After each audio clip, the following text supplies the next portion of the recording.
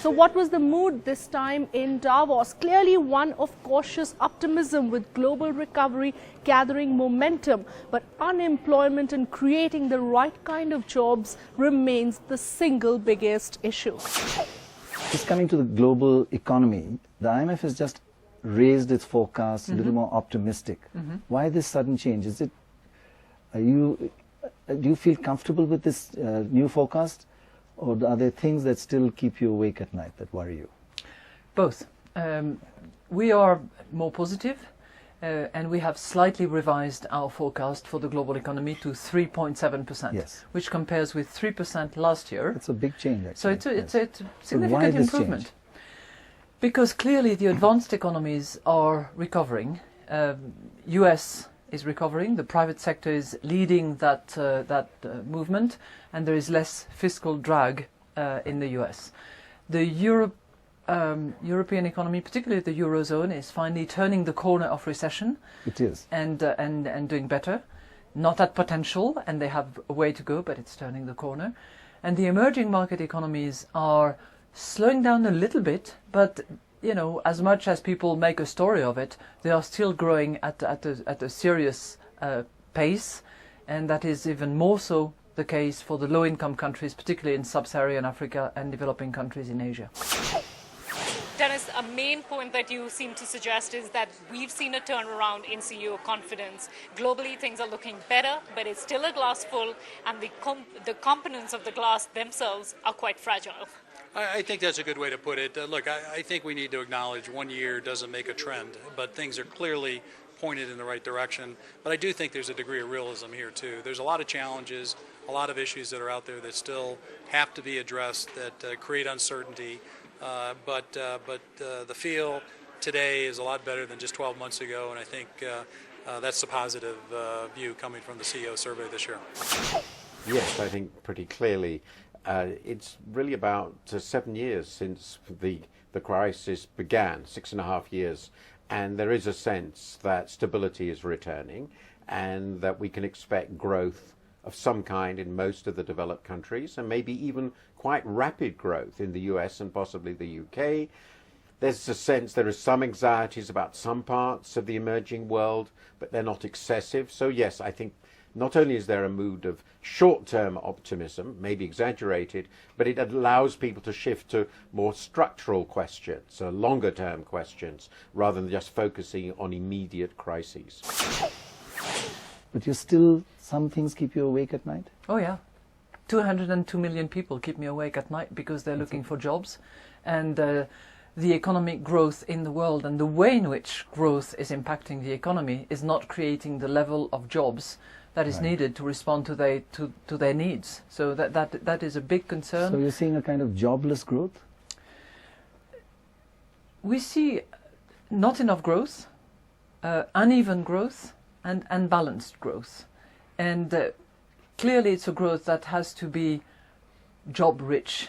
So it's a lot of requirements applicable to growth, and one that has to be supported by policymakers. India may not have figured in too many conversations here in Davos, but the leader of the Indian delegation, Finance Minister P. Chidambaram, tried hard to sell the India story. At the same time, hit out at both the BJP as well as the Aam Aadmi Party here in Davos.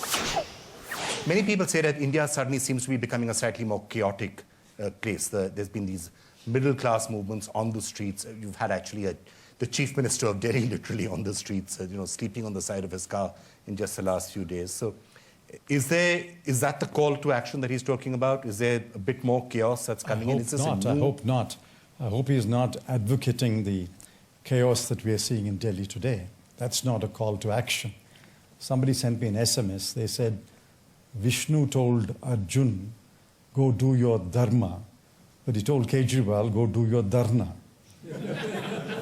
That's not governance. That's abdicating governance. If you don't know how to govern, quit. You can't mask your... But his government is supported by your party. Well, as I said before I left India, opinion in the party was divided. The local unit took that decision, right or wrong.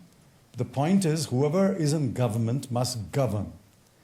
You can't mask your inability to govern by street agitations. The line that divides agitation and anarchy is a very thin line. And they may have crossed that line in the last few days. So as far as the Aam Aadmi Party is concerned, corporate India is a divided house, but many believe the party with its recent actions is now losing sheen. The Aam Aadmi Party has suddenly risen. It's done very well in the Delhi election. And post the Delhi election, when Arvind Kejriwal became the Chief Minister of Delhi, it did gather some momentum across other parts of the country. But I think they've lost some of it in the recent actions they took in Delhi. I think they are very leftist. Their thinking is based on old socialist thinking. Of course, there are varying thinking in the party itself. And I think if they have any say in a government, whether it's a state government or a national government, I think it would lead to a very low growth situation. The Aam Aadmi Party, should it come anywhere near power, it will be a disaster, like it has been in Delhi.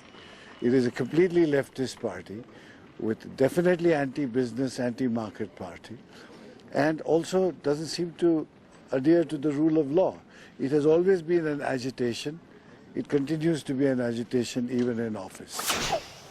I don't think there is a consensus even within that party as to what they are doing. In fact, it almost appears that they are surprised by the fact that they are in power. And in many ways they wish they continue to be in opposition. But maybe we should not undersell Aam Aadmi Party, because there are quite a few things. They are trying to bring certain morality in political life. They are trying to bring certain responsibility that holding public office doesn't mean that you have the key to the treasury and that you can misuse resources like some of the other people at that level have been doing. They're talking about corruption. They're talking about principles. So in that case, to the extent that has an impact on Indian politics, I think it's a positive. And the fact that they were able to garner so much of support in the initial phases is indicative of the huge sense of frustration which most part of India feel at this point of time. Free power is a catastrophe. It is destroyed the economy. So that sort of populism is very, very destructive of sound government. India's resources are limited. It's not a very rich country. Fiscal resources are limited. They have to be used incredibly wisely and in a very focused way, and that hasn't happened. And I'm concerned from what I'm reading that this new party is not going to make this any better. But most delegates gathered here in Davos agreed at least on one issue with regard to India. The Indian elections will be the most watched global event in 2014. I would say, well, the first thing is, when 1/7 of the world holds an election, you should pay attention. Who wins that election really does matter. So India in the Financial Times editorial page, where will it figure? Finally, just tell me, in 2014, where do you feel India will figure? Prominently on the top page in headlines, or it's more of a backstory for at least this year? No, it's not a backstory. It's a very important story because of the election. So we will have it front and center. I was thinking about how the whole world as a whole sees it, including the political classes. Sure. But I think my very strong impression is indeed that people are very disappointed with what's happening in India. They want a new government. That's absolutely right. There should be a change in government after 8 years in power. I think it's that long, isn't it? That you need a shift. 10 years, yes, 10 years in power, of course. You need a change. That's normal. And this government has had many failings in many different ways. So yes, there's a great deal of optimism that the change will be beneficial to India, and that this, if it happens, I find Indian elections very difficult to predict. But if it happens, as everybody says, that it will be very positive for India. But remain some residual concerns. You can see this in the foreign press. But I agree with you the business community of the world in particular thinks of Mr. Modi as somebody, as it were, they can do business with, and that it will make a difference and it will be a positive one.